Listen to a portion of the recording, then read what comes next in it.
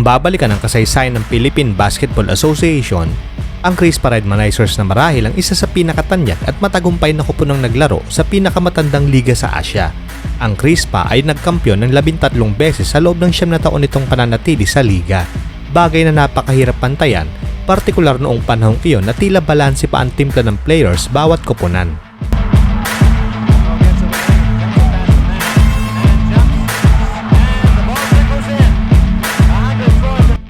Marami sa ating mga katanong ang hindi na marahil na abutan ang paglalaro ng kuponang ito sa PBA.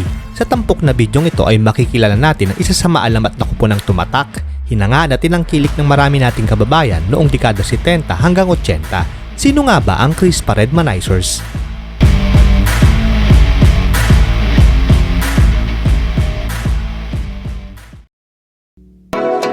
Pero syempre, kung bago ka pa lamang sa aking channel, ay huwag mo munang kalimutang mag-subscribe at i-click ang bell icon para laging updated ka sa mga i-upload kong video. Sa channel na ito, gumagawa ako ng mga video na nagbabahagi ng mga kwento at impormasyon patungkol sa iba't ibang bagay na bahagi na ng ating buhay.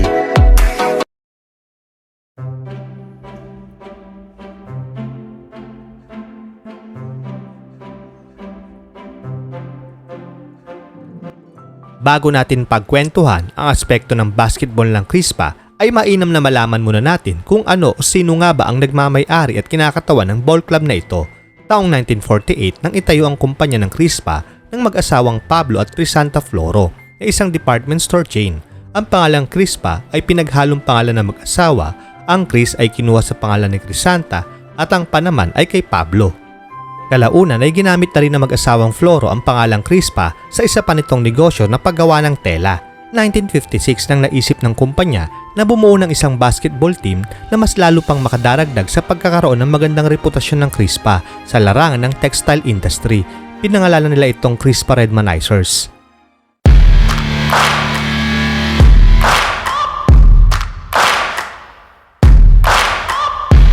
Saan nga ba nakuha ng Crispa ang moniker ng basketball team na Redmanizer? Ang mga orihinal na damit at underwear na gawa ng Crispa ay sumasa ilalim sa mekanikal na proseso na tinatawag na Redmanization upang maging matibay ang tela at hindi basta-basta umuurong o nababanat pagkatapos nitong labhan. Ang mga produktong tela at damit ng Crispa ay ipinakilala at ibinebenta bilang Redmanize. Sumali ito nung una sa Businessman Athletic Association at kalaunan lumipat sa ngayon ay sarado ng liga ng MICAA o Manila Industrial and Commercial Athletic Association na kinabibilangan din ng ilang sikat at prominenteng kumpanya sa Pilipinas. Sa paglalaro ng Crispa sa MICAA, dito nakitang naglaro sa koponan ang ilan sa mga all-time greats na Filipino basketball players tulad nila Danilo Florencio, Johnny Revilla, Adriano Papa Jr. at William Bogs Adornado na pinangasuhaan ni legendary coach na si Baby Dalupan.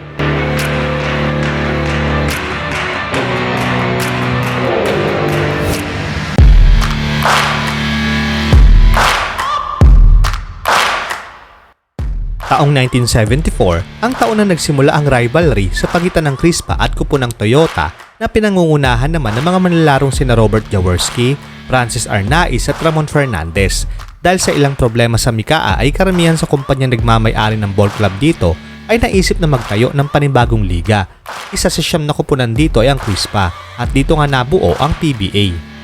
Ang tunggalian sa pagitan ng Crispa at Toyota ay nagpatuloy sa bagong tatag na PBA. Nasungkit ng Toyota ang dalawa nitong PBA Conference Championship nang talunan nito ang Crispa sa parehong pagkakataon at pagpasok ng ikatlong komperensya sa nasabi ring taon ay dito na natamasa ng Redmanizers ang kampyonato.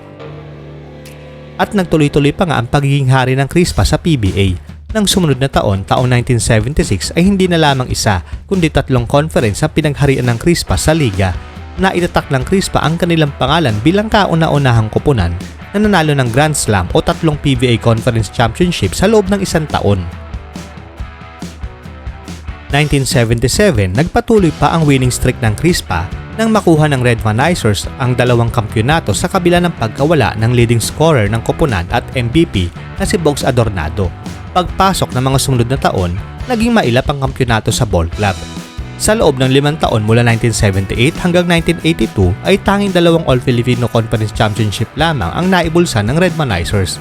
Taliwas ito sa Grand Slam na kanilang nagawa 2 taon ang nakararaan. Dahil sa kaganapang ito, ay nag-isip na kailangan balasahin ng koponan at magsimulang muli. Unang hakbang na ginawa ng kumpanya ay palitan ang head coach ng grupo at iluklok ang manugang ni dating Pangulong Ferdinand Marcos na si Tomas Tommy Manotoc.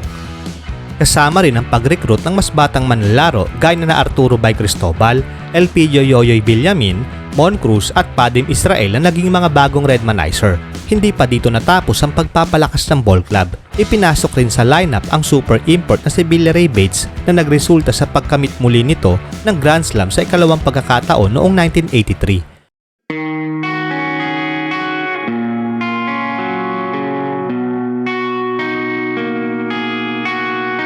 Pagpasok ng 1984 ay dito nakita ang hindi may iwasang pagkasira ng koponan. Ang karibal nitong Toyota Super Corollas ay nadisband pagpasok pa lamang ng 1984 PBA season, bunga ng kaguluhang politikal at pang-ekonomiya ng bansa, kasunod ng asasinasyon ni dating Senador Benigno Aquino. Ang mga dahilang ito ay nagpahirap sa mga kumpanyang may-ari ng ball club sa PBA na tustusan ng pinansyal na pangangailangan nito.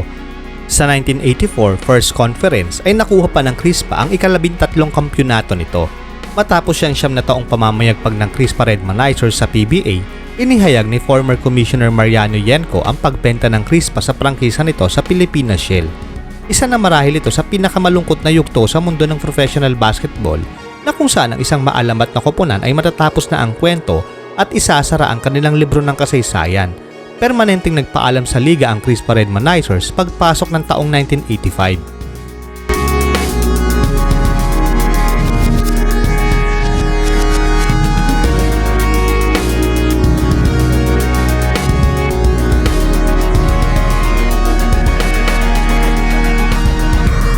Bago magdekada 90 ay tuluyan na rin nagsara ang kumpanya ng Crispa.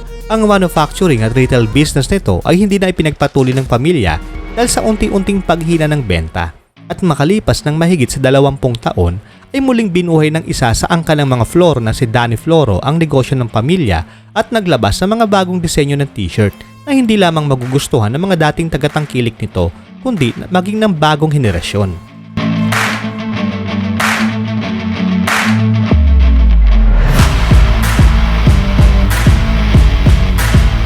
Ang ilan pa nga sa mga manlalarong naglaro sa ilalim ng Crispa Redmanizers na kabilang sa PBA Hall of Fame ay sina Fortunato Atoyco, Philip Cesar, Abet Kidaben, Freddy Huvalde, Vernie Paviosa at Lim Engbeng.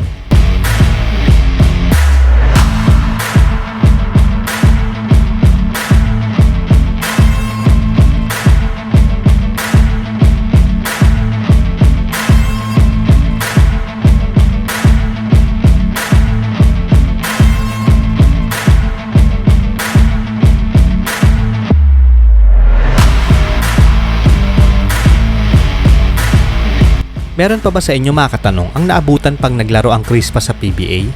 Isa ka rin ba sa nakatunghay sa rivalry noon ng Crispa at Toyota? Comment down at ating sariwain ng panahon ng maalamat na koponan na Crispa Redmanizers na minsang pinagharian ng basketball sa Pilipinas.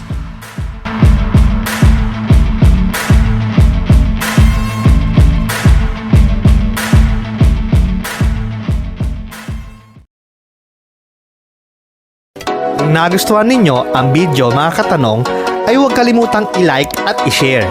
Hanggang sa susunod na video mga katanong, maraming salamat sa panonood. Tandaan natin, kung may tanong, alamin ang sagot upang sa kaalaman nito humantong.